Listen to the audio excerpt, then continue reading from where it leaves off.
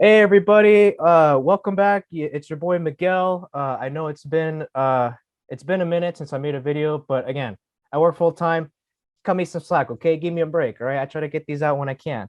But anyway, like thank you guys so much for being here. Today's video, of course, I'm be showing some of my animatics from the show Cat Burglar.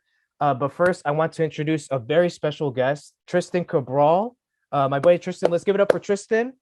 Um, I'll definitely add some like audience Yeah. noise there, just because it just be but yeah, Tristan, tell the people what you do and where you work at.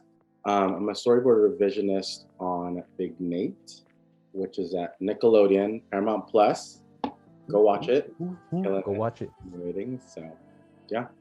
Awesome, awesome. Thank you, Tristan. So I brought Tristan's here because actually he was the one who spearheaded this great idea just to have a conversation between us revisionists regarding the stuff I'm about to show you. So yeah, in today's episode, I'm gonna show you guys a sequence from the show Cat Burglar, which is an Netflix interactive show that is out on Netflix. Go check it out if you have not. It's really cool. But I feel like it was a really good opportunity to like have a discussion about the work that I'm going to show you, as well as have a bigger discussion regarding what we do as storyboard revisionists. Because frankly, there isn't enough information out there on YouTube that talks about revisionists. So much, just only board artists, which is fine.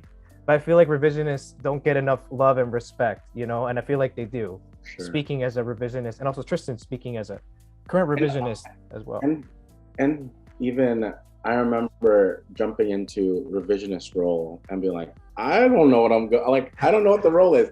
Thank you for the job, but please tell me what it is. So this will be Exactly. I just wanted to provide, before you get into the animatics, just provide a bit of context about the show. It's interactive. It's about an actual cat burglar that tries to break into a museum. Well, a cute guard dog, Peanut, tries to stop him from stealing a priceless painting. And just to bring up like that, this is an interactive show. So what was unique about me stepping into this project as a revisionist was that there were different variations of the same sequence, meaning that if you were to play it and if you get the answer correct or incorrect, the results play out very differently, and you'll definitely see that in the sequence I'm about to show you. So actually, without further ado, let's just jump into the animatics. All right, here we go. This is the hieroglyph sequence in Cat Burglar. As you see here, like this says Cat 4F. So because there are different variations to each level, such as like there's like three different versions in the dinosaur exhibit, and then three different versions of him entering the museum. Actually, four or five different versions. So that was like an interesting challenge with this show. Usually on other shows, it's just you get one sequence and that's the version. But here it was interesting just to see how uh, little variations happen in each sequence, and then you're gonna see that here. So this is the intro to the hieroglyph sequence, which just plays out normally. So yeah, let's just go ahead and play it.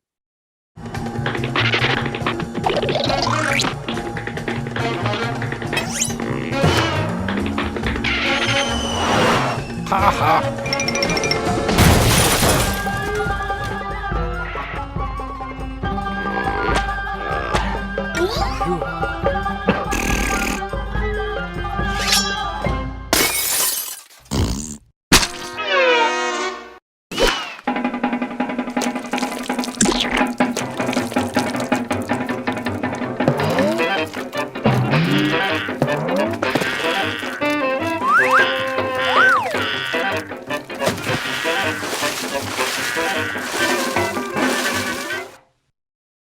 All right.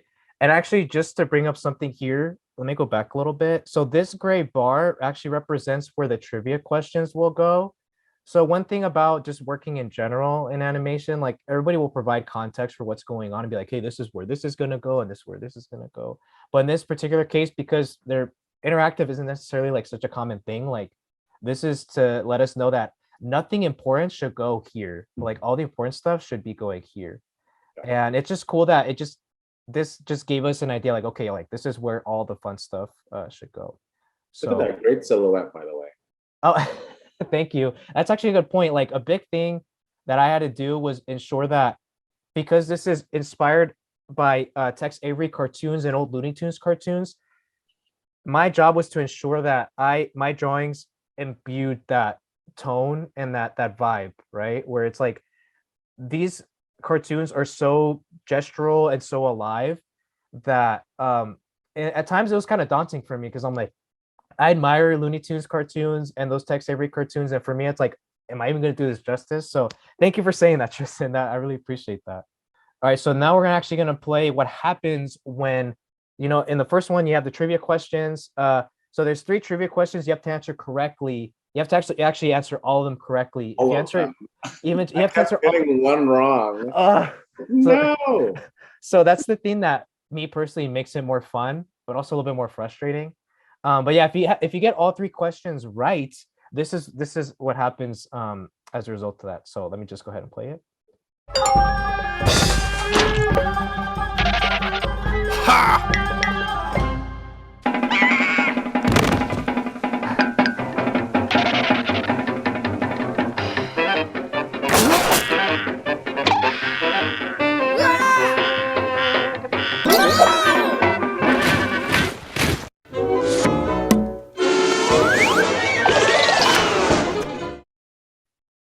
All right.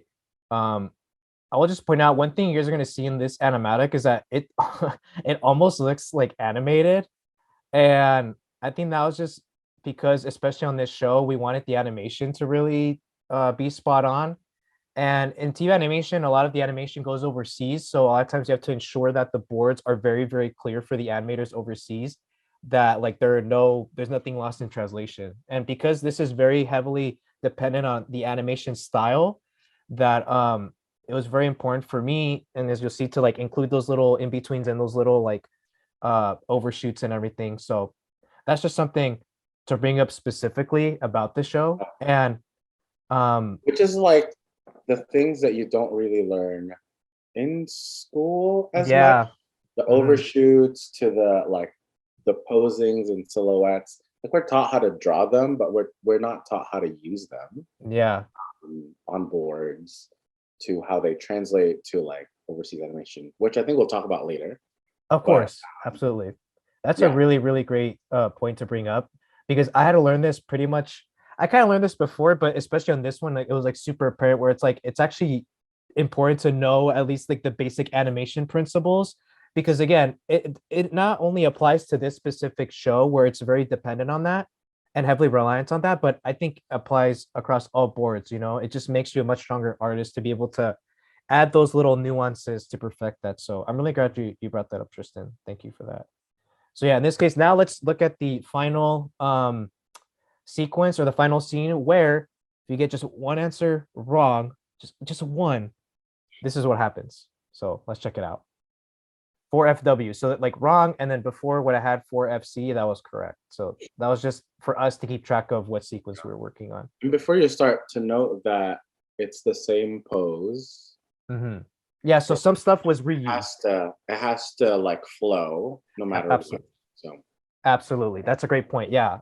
So even this plays out the same, but then the rest of it plays out differently. But yeah, because everything has to play very seamlessly, we have to ensure that we use the exact same poses for even the previous one I showed, using the exact same pose. That way there's nothing there, because in editing, they'll notice that. And then that's something too, where like they'll flag us, or specifically me. And they'll be like, oh, Miguel, can you incorporate like the same poses from 4FC? I'll be like, okay, sure. So in context, that's how it works sometimes, where like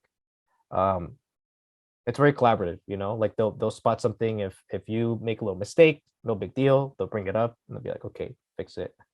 I'm like, all right, cool. And then I'll cry a little bit because I didn't want to make that mistake, but it happens. The point is, it happens. It happens. All right, so let's check this bad boy out. Ha!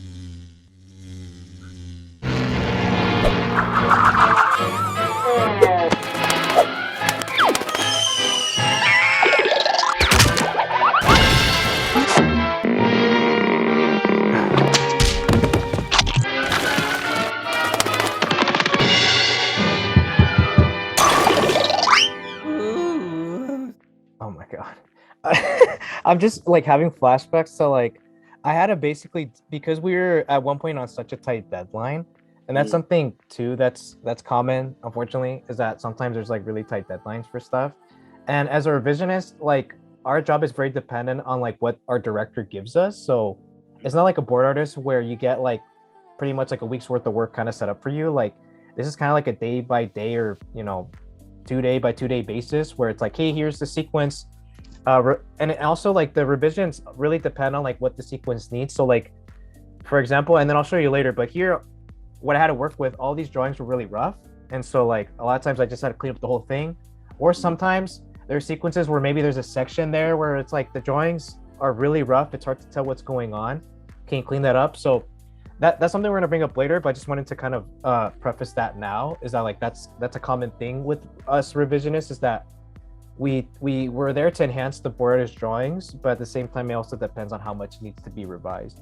But I was gonna say here, like we were on such a tight deadline that like I think I had to clean this up in like a day and a half, and like, and as you guys saw, there's like a lot of like little overshoots and like little breakdowns and everything. And I look back, I'm like, I don't even know how the fuck I did that. Like it's pretty nuts. But like I'm really proud of this. I want to show this because this is one of the sequences I'm the most proud of.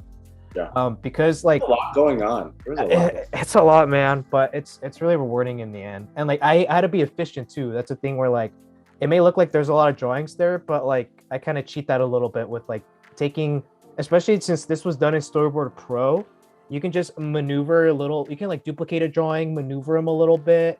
I know I'm getting a little technical, but like that helps me to ensure that I can get stuff done quicker. Yeah.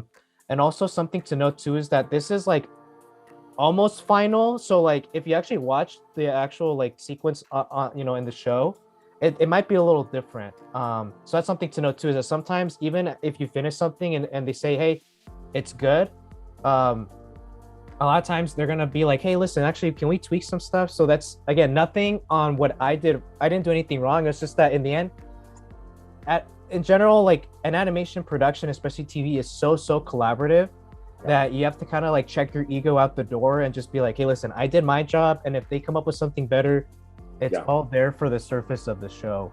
Because then they'll get animation from overseas, and they'll still have to do edits. Like they'll still have post-production stuff. That's like, oh, actually, like because of the color or the lighting or whatever, it wasn't as clear. Let's change that a little bit. So absolutely, yeah, things are always meant to hopefully benefit the show. And so if your stuff didn't translate the same, you did their job. Yeah. Other people after you, they're doing their jobs too. Exactly. Yep. Preach, Tristan, preach. That's awesome. So yeah, so now I actually want to show you guys, like, kind of break down like what you guys just saw. Like, yeah, the drawings look cool. There's some cool animation in there, but like we wanted to actually go in and like kind of break down, kind of go behind the scenes and see like what is it that I do, and also like how do I actually go about handling this sequence, because you guys saw clean drawings, but like how is it for me getting a sequence like this and then going about drawing it? So in that case, I'm actually going to bring up some actually like a little demonstration of what a revisionist does, and then Tristan, if anything comes to mind, please feel free to chip in. For sure. Awesome. So in a TV animation pipeline, right, just to break it down really quick, you have the writers, the creators that create the show, write the scripts, do all that stuff, and then of course you have, kind of running at the same time in sync, you have the visual development artists who create like the amazing backgrounds and the concept art and the characters, and then whatever they create gets passed down to the board artists to then actually take the boards and board out the scene. And so like I said before, there's writers, and then once they have scripts for the show, they'll pass it on to a director who then reads the script. And then on other shows, there's like 3 storyboarding teams. So there's like 3 directors, and then each director has 3 board artists. But in this show in particular, there's actually only one director, my amazing director, James Bowman. And if I recall correctly, there's about like 6-7 board artists on this particular show. So they each handled a bunch of different aspects of the show. And because they're like little sequences, it's not really that much to board, but there's so much going on. So then they of course take the script, the director breaks down what they expect from this sequence, and then the board artist kind of has fun doing, you know, the sequence. And so then of course, I don't know exactly how long they had for to board this. I never really had a chance to ask because we worked from home and there wasn't a chance to like really just talk to them. But I assume that the deadlines were a little shorter because the sequences were a lot smaller, even if there was a lot of stuff. But that's what they do, right? So that's kind of how things go about up until this point in the pipeline. And then where we come in as storyboard revisionists, that's pretty much when a sequence has been done, the director likes it, but now because they had to work so quickly, because in team animation, everyone has to work really quickly, that the drawings may not necessarily be the cleanest, right? So that's where a revisionist comes in, where we work with the director one-on-one to go over the sequence and try to refine it and clean it up as much as possible. Pretty much that's why I want to show you guys the animatics first, to show you that that was the level of expectation that I needed to meet in order to satisfy the production. And so here's an example of what the sequences would actually look like before I clean them up. So like the drawing's clear, like it's very gestural, but for the sake of animation, like this won't cut it because the animators won't understand, like for example, Rowdy's hands here, like what are his hands actually doing? You know, what are his fingers actually doing? So I did like a quick little sequence where this is what I would get, right? Like Rowdy does something really cartoony and fun, right? So this is what I have to work with. And sometimes the drawings are much looser too. So a lot of times, like, and Tristan can speak to this too, right? Maybe depending on the board artist style, some board artists are very clean already, so there's not that much to clean up or refine. And sometimes the drawings are so like you don't even know what's going on, that like it's up to us to really try to figure that out and try to refine that. And then also too, we're not just cleaning drawings up. In this case, my main job was to really clean up the drawings and refine the acting and add stuff. But a lot of times, even as revisionists, we're kind of tasked with like reboarding stuff a little bit, but also like taking what I mean by reboarding is taking directors' thumbnails and notes, right, and going in and refining stuff. So this is a particular example of just me just working with the acting. But on the first show I worked on, Boss Baby, I actually had to go in and like, you know, take on multiple tasks of revising. So I decided to bring that up. And then here is what happens when, like, I actually, you know, you saw the rough drawings. This is what happens when you clean them up. So I'll go in, I'll actually refine, like, and this is not the best example, but again, like in the end, like clarifying like the fingers, like the feet, where the feet are in relationship to the ground. Mm-hmm. And then of course, like actually adding like expressions and then specific things to the acting. So beautiful drawings. So yeah, like that's pretty much in context of what we do, you know. And this is super important because, as we said before, for the most part, not a lot of people know about revisions. Like even Tristan, you were saying that like, even you were out for the job and you're excited, but then you're asking like, wait, what does a revisionist even do, you know? Yeah, for sure. And each production, I mean, the general idea of revisionist, I think, is to help the director address notes. Because the storyboard artists, at least on my show, on Big Nate, not my show, but like, yeah, on Big Nate. Your show, bro.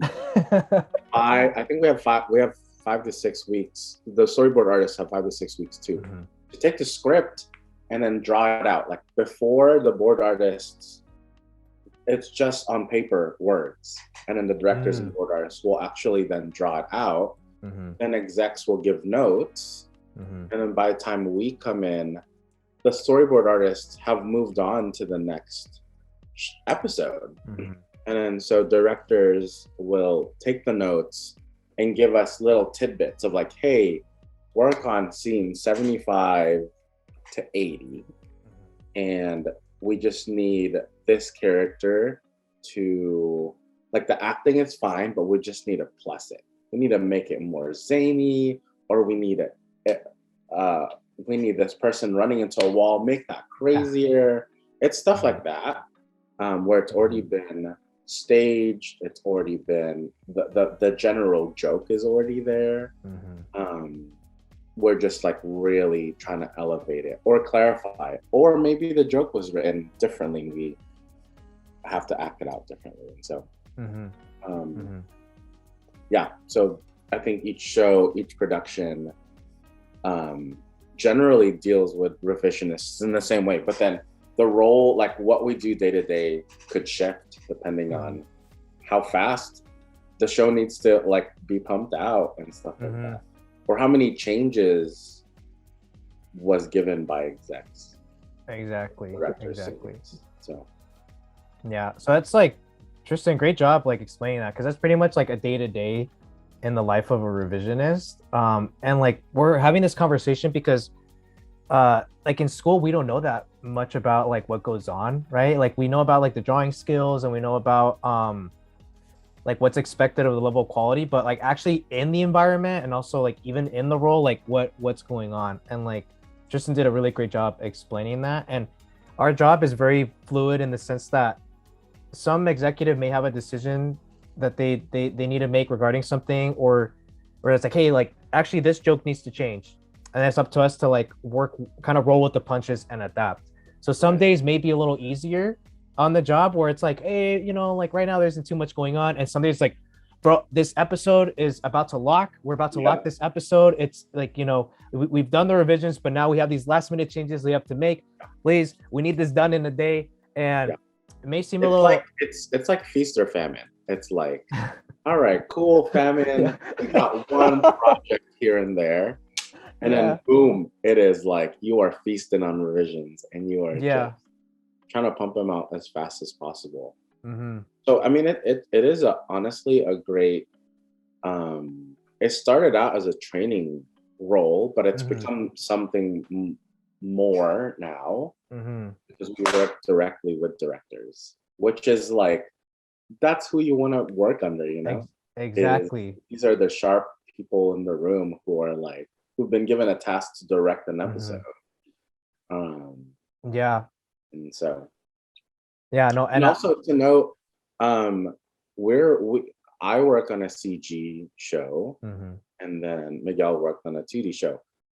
So at least for I'm assuming for your cleanups, it has to be very on model. Like you have each artist has to produce as close to as possible this character in the same proportions, the same way, because the studio overseas will then really use that as a map. But for us at Big Nate, so we have 3 directors, 3 board artists under each director, and there's 3 to 4 revisionists depending on if we have a training or not. And most shows will actually have a revisionist per director. On our show, we have a revisionist pool where a director can pull any revisionist that's free, which I love because I get to work with all 3 directors who have your name is on the credits on all of them, essentially. Yes, that's true. Yeah. And we get to learn from all 3 directors and their sensibilities.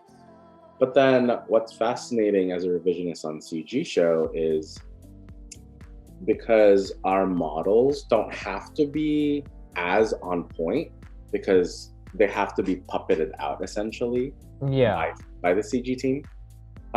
Each board artist, so there's 9, will have maybe even very different shorthands.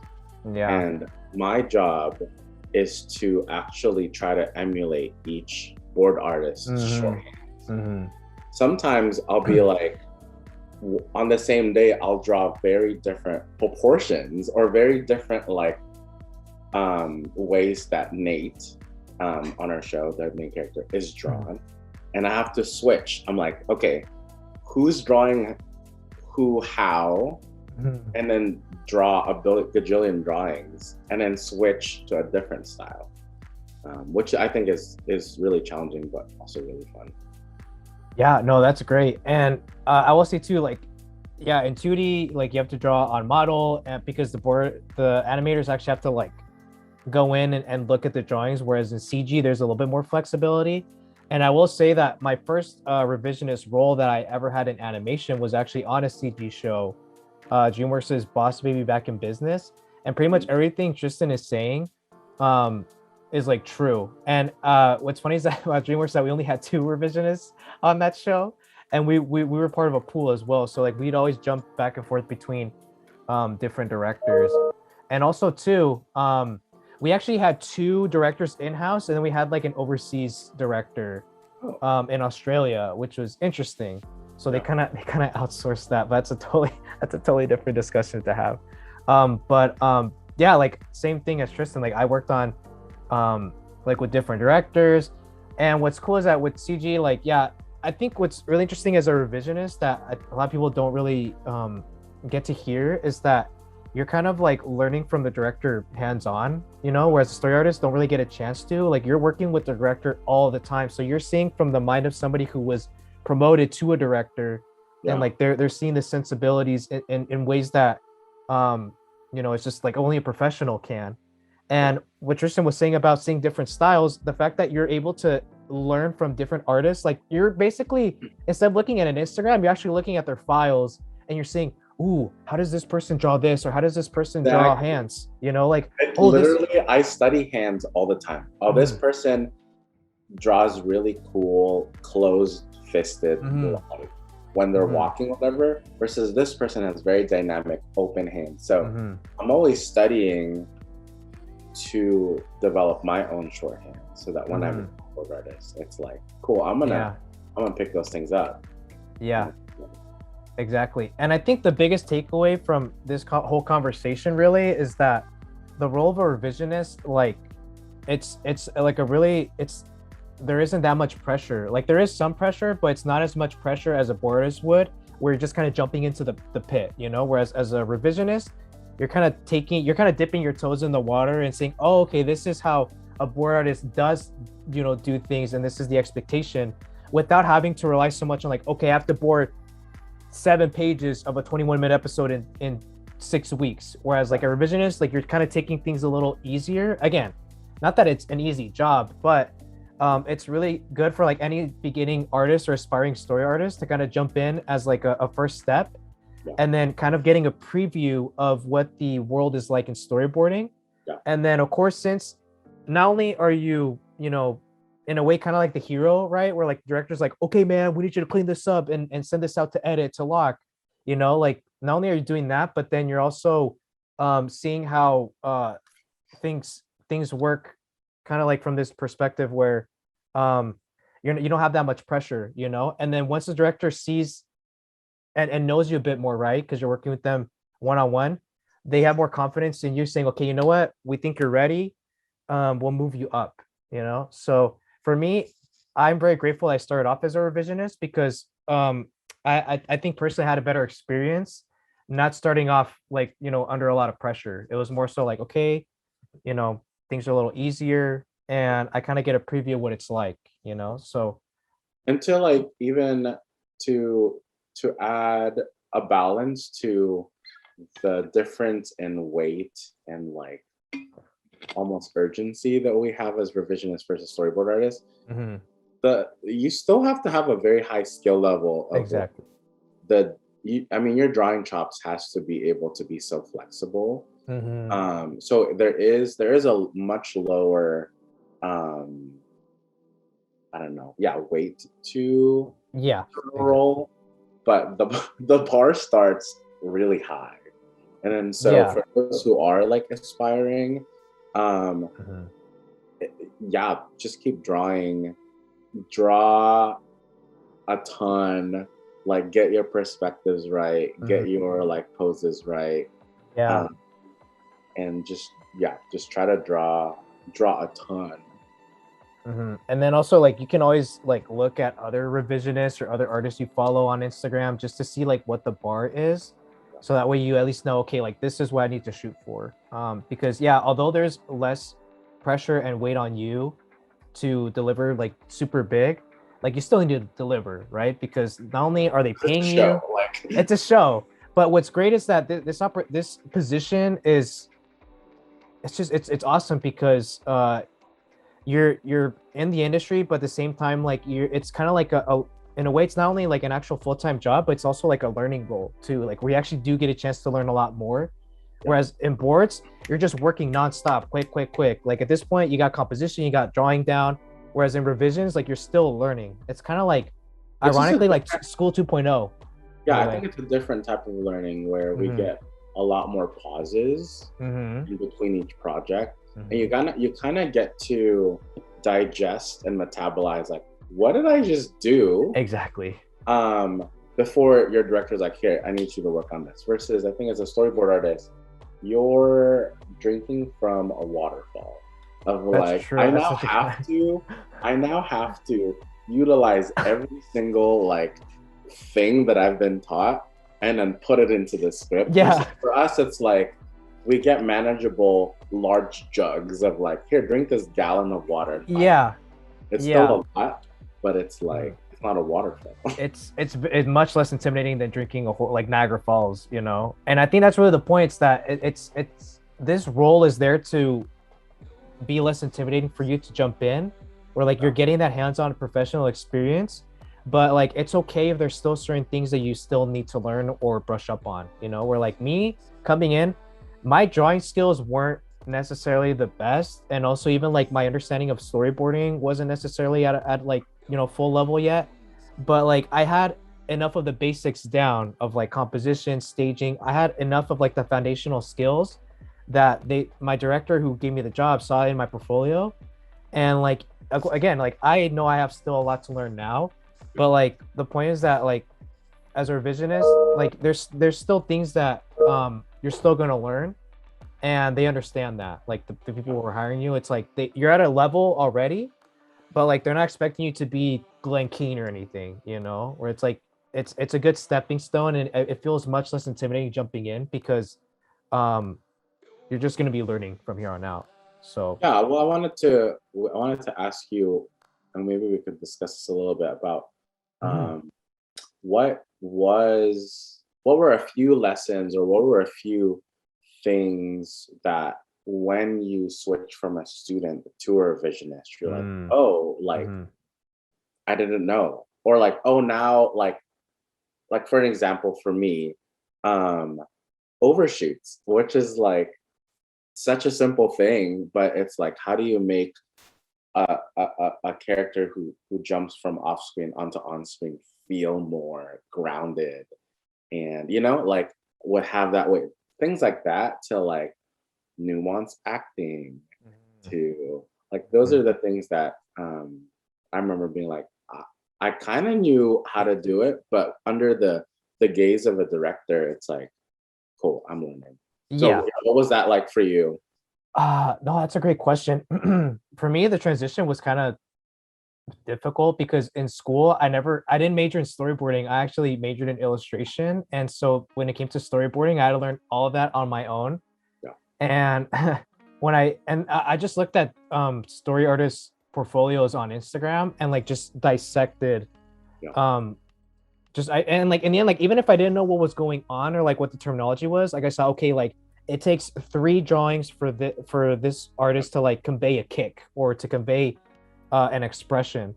And I think my biggest learning experience transitioning from student to like a revisionist role is that I lucked out on getting an internship at DreamWorks TV animation, and I just watched animatics like crazy. Like animatics, pretty much what we just saw. I just watched a ton of those, and I'd go frame by frame. Because in school I didn't learn any of that because I never really took any storyboarding classes. But then I would ask the board artists on like shows. I'd be like, hey, like how does this happen? So like for me as a student, like I knew that I needed to like fill in those gaps in my knowledge, and I just utilized my resource in being at the studio. And like me being kind of self-taught, I just looked at other people's work and like kind of just copied what they did, you know. And like that's pretty much what I still do now. I look at someone's animatic, I'm like, wait, how many drawings did it take for them to like do a run cycle or something like that, you know? And then of course I learned from like online books and stuff. But the point is that like there's plenty of resources out there, but for me specifically, like I really utilized animatics, and it really made me realize how much I was missing. Because again, I didn't take any classes, but I just knew that there was something there that I needed to utilize from my internship to be like, I need to just study these people because they're in the industry, Yeah, I'm a mid-career switch, so I worked in a very different industry for 10 years, and then in the pandemic, I went to school for a year, and through sheer luck and a lot of hard work, but like the right show came at the right time, I got hired as a revisionist. You got hired during the pandemic, is that correct, Tristan? Yeah. Wow, so that's incredible. I went to school during the pandemic, and then last year got the job. I think what's really cool about being a revisionist and being in a studio and the quality of work that you see it just skyrockets. It's like as a student, you're kind of just seeing other students' works, and it's cool. Like I'm absorbing as much as I can.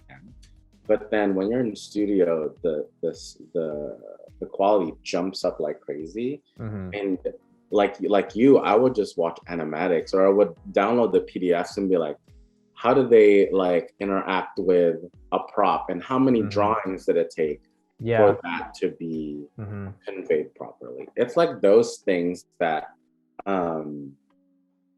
you have to, or you can kind of learn, but you didn't really know as a student, which I think is fascinating. It's a huge jump in the learning curve, but honestly, for me, it was really fun.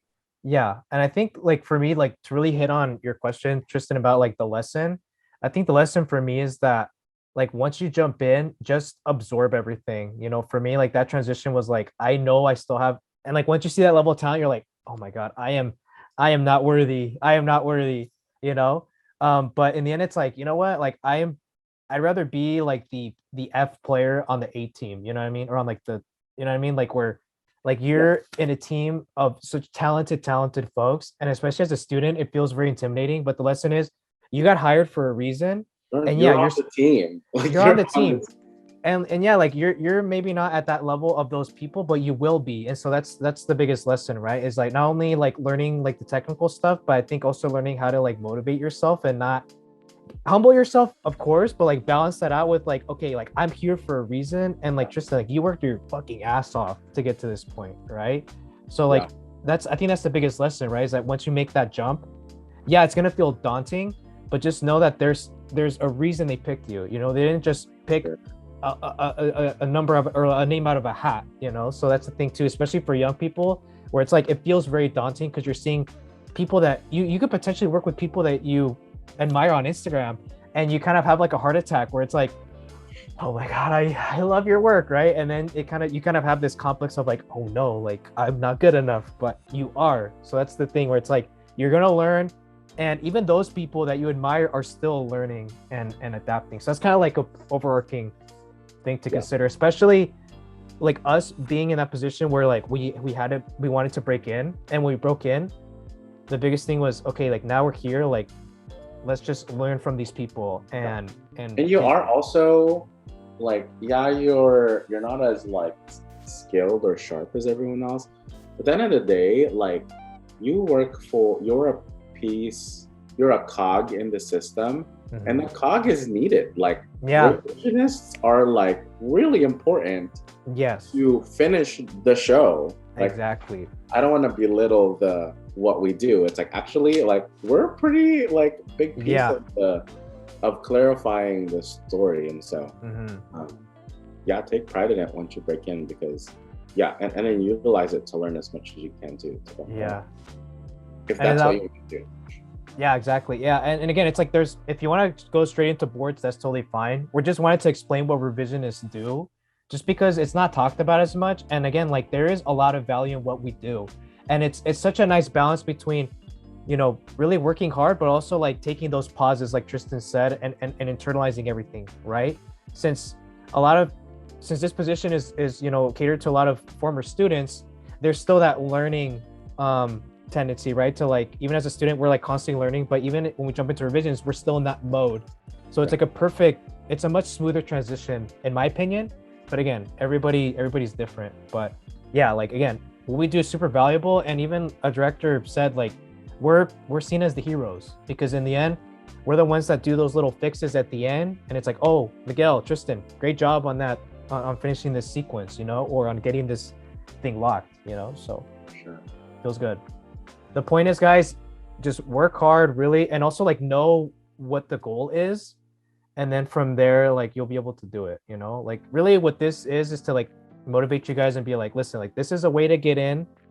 If we could do it, like you can. Tristan, Like, oh my God, like we were both self-taught. mm-hmm, We both like did, I think, minimum, like we drew and stuff, but like mm-hmm. a lot of we put ourselves together and then we got it. Oh man, we could talk more, but hey, like Tristan, you were amazing in your insights, and I really appreciate you like having reached out to me with this idea. Otherwise, it would have just been me talking the whole time. So it was nice that you're able to provide your own insight and everything.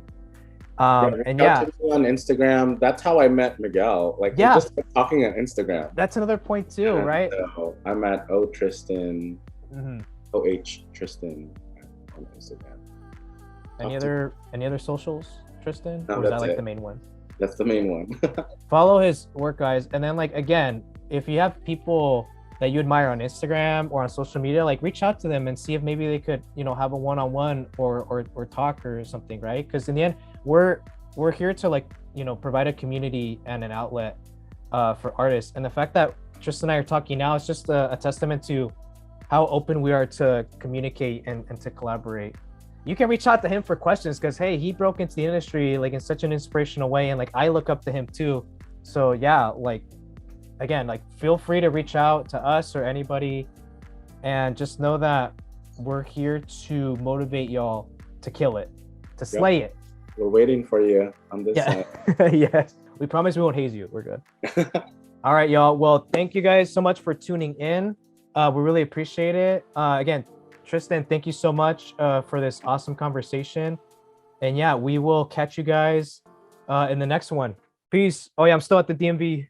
I actually don't think you said the DMV joke in the beginning. No, I didn't.